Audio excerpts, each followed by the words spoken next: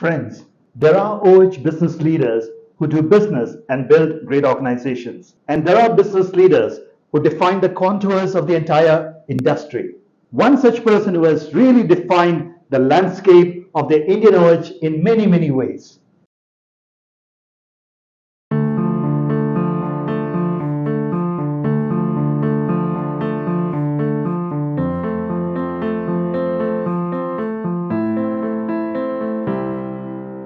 Thank you, Rajiv. Thank you very much for having me, asking the reflection of my OH journey. Thank you so much. Such a pleasure. Mr. Bhandula, in the many conversations that I have had with you, I do recall that the OH is something that came into your life at a very early stage, much before many people have even known what OH meant. Tell us about that story as to when did you think about this industry, or what is it that amazed you and brought you to this industry? I come from a village.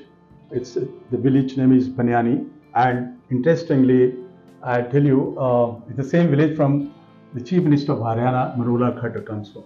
All right. Okay, so I used to cycle every day 12 kilometers to my college. While cycling, on the way, I used to see one billboard having a message most of the time. Ask Selville.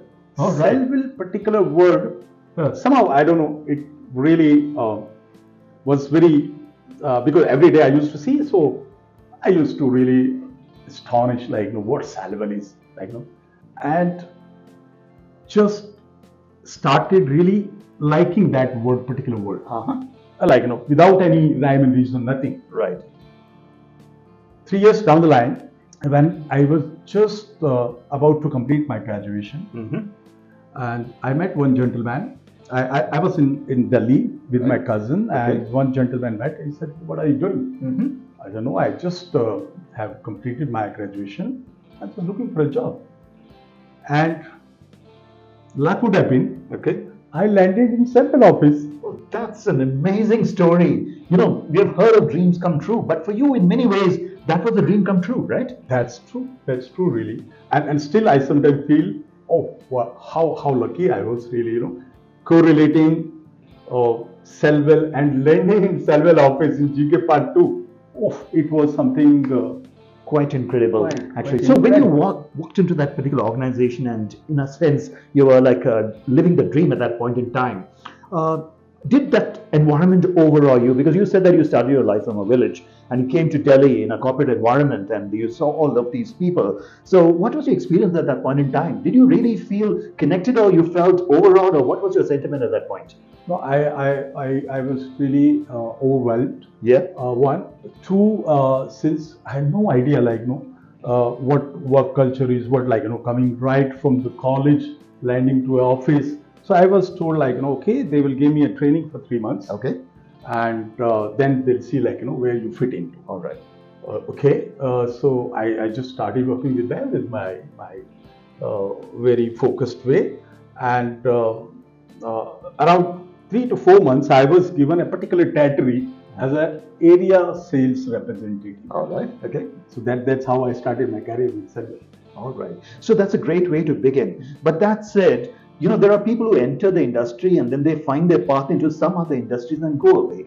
But maybe, the way you got into that particular industry and you got into a particular organization, in many ways, that's been like the nursery for many of the Indian OH leaders in due course of time. So if you can go back in time to that particular time when you started your career in Selville, and what was the kind of what acted as a glue for you to stick with that organization and due course stick with that industry? What was it that actually worked for you? Likewise me, there are so many my colleagues in the industry today, which Selville has produced, really, and it's a great contribution to the OH industry. The environment was really great at that time. Working as a team. You were given a lot of opportunities to really test yourself, try out independently, and various different fields, like you are in operations, you go out and create advertising space, talk to the landlords, negotiate, and then of course you sell the media to the clients. So Right. it was an almost 360-degree environment which was created by, at that time, the management of Selville. All right. Very friendly, Mm-hmm. and I think that's how today I'm here. Since then you've had a very long journey, but just want to, ask you one question that, from that point to the way you are today, if there's something that stayed with you all along, what would that be? The learnings, Okay. which I got from Selville Yeah. management, that is what really the basic of the OOH, how Alright. it works, All right. how it's operated, Okay. and what today I am. Okay. That definitely the credit goes to that management and Selville, Fantastic. which gave me a complete horizon, like how outdoor media is operated. Absolutely. I think that's a big statement coming from a Selville alumnus. So you said that you were the general manager of operations and sales, right? Tell us a little bit about what happened after that. In the sense, how long did your stint with Yes, Selville last, and what was the next stage that you arrived at on the OS landscape? One incident which happened really while we were working in Delhi. We were at that point of time, Selville used to be number one Yeah. in Delhi, and of course across the country. That was the only company really having 44 locations where their operations were. Okay. In Delhi in 1997, we all, I think the of my age in out of home media advertising profession people are, they know that 1997 when Supreme Court came very heavily and banned the entire outdoor advertising in the city of Delhi. Yes. We came from 100 to 0. Everybody. Right. Right. I mean, it was a great shock for Yes. everyone, for the True. industry. True.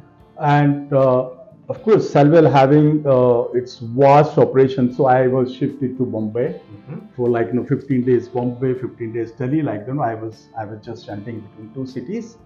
But finally, slowly, we started lobbying with the government.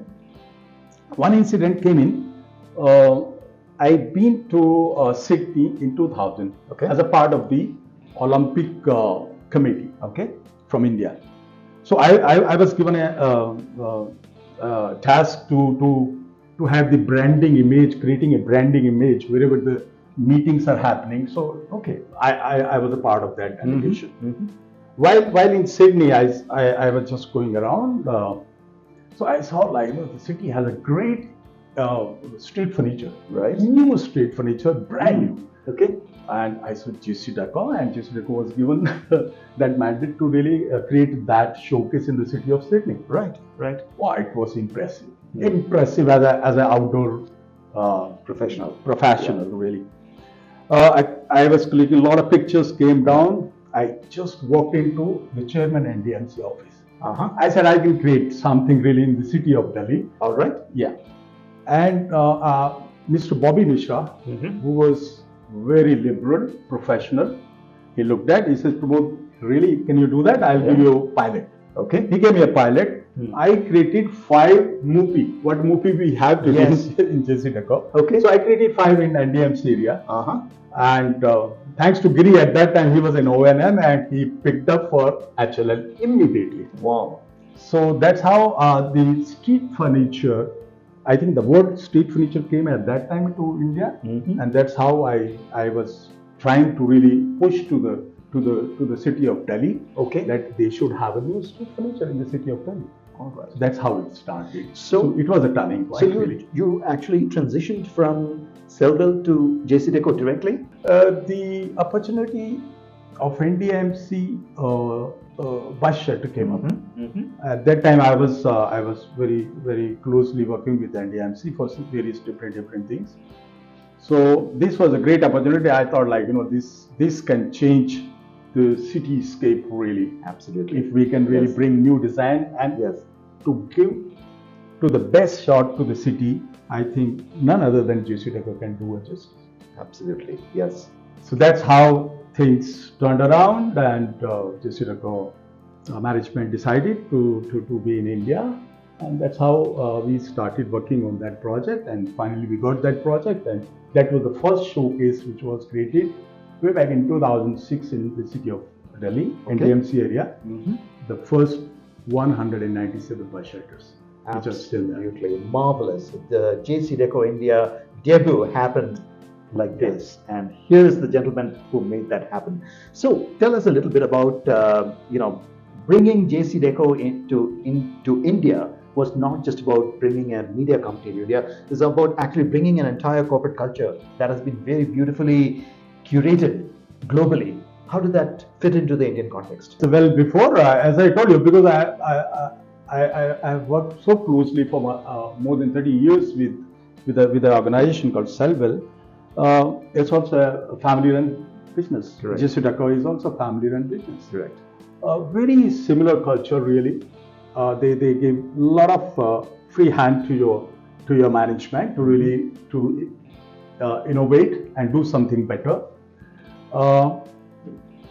The corporate culture really, I initially, yes, there were a lot of hiccups and all, but my management was so sportive really, I had no problem in establishing JCDecaux India, the same culture what worldwide we have. All right, that's great. And that's absolutely marvelous. I'm sure at that point in time itself, you must have onboarded the kind of people and given the kind of training that they all felt like part of the entire JCDecaux global family, right? Yeah. Okay, I just want to come to this particular point about the street furniture that you mentioned. Outdoor from all our childhood days up to today was greatly understood as that big impact media. Whereas when you introduce street furniture, the format somewhat shrunk, although you made it very beautiful. The showcasing changed. So what was the narrative? What was the kind of thing that you took to brands at that point in time? How did you take an entirely new format to the brands, although you did it very beautifully?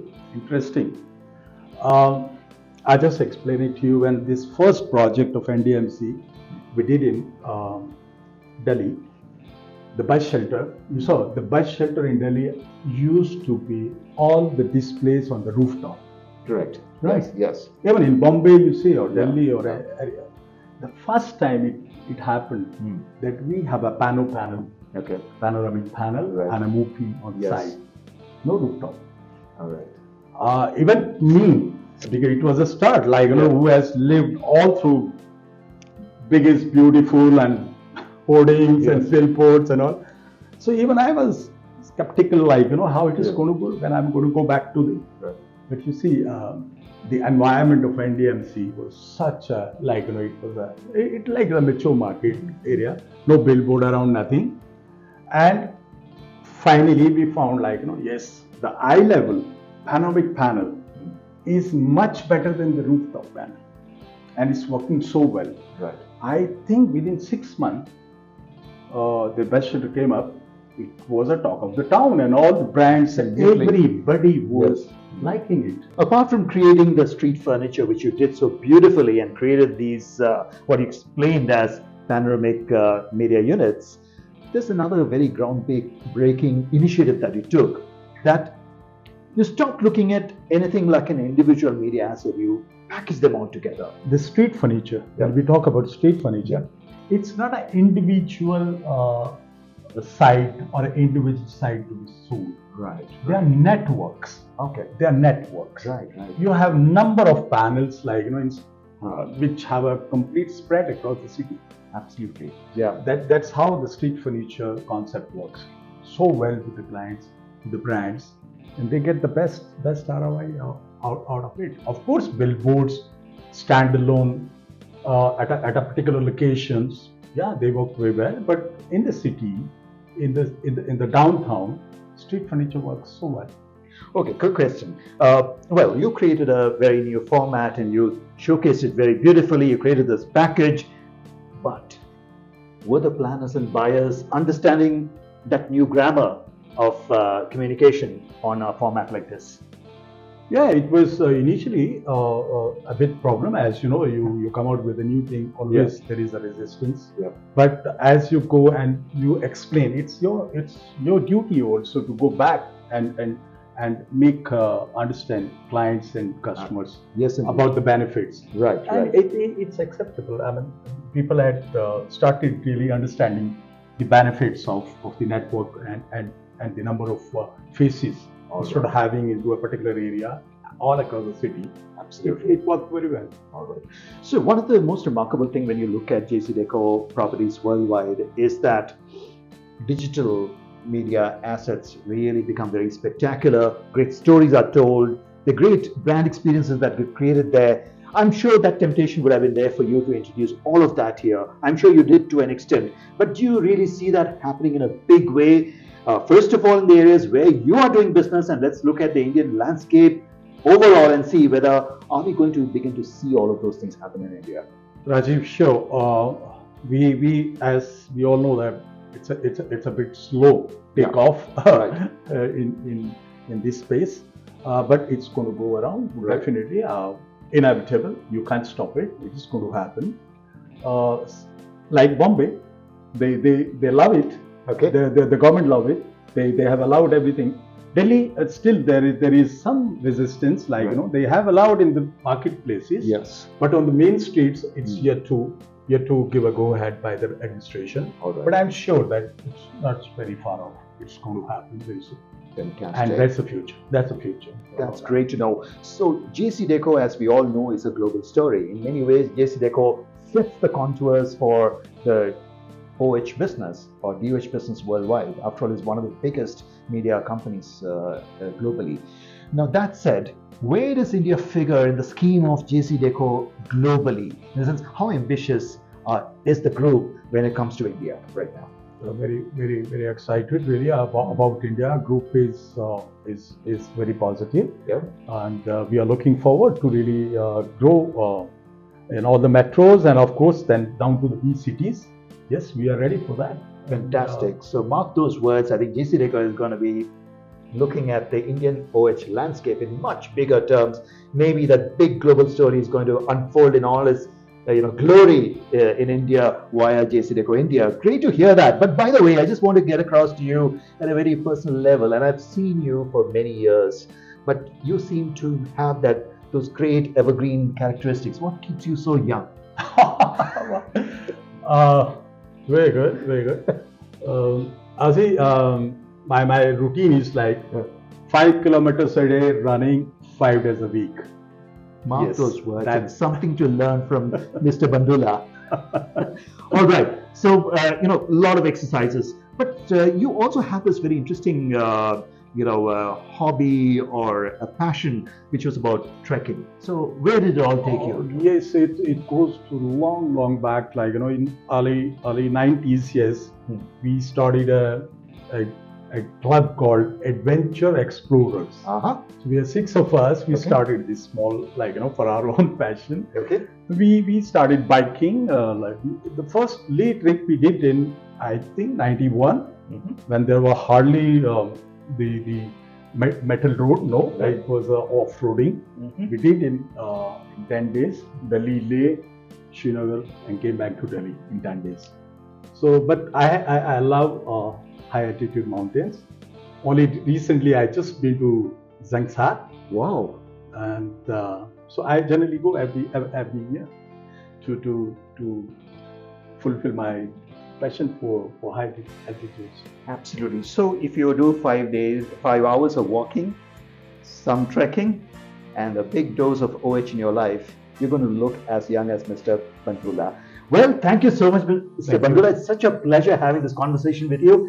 Let us wish you the very best in making your India story even greater. Thank you so much. Thank you so much, Rajiv. Thank you very much. Thank you.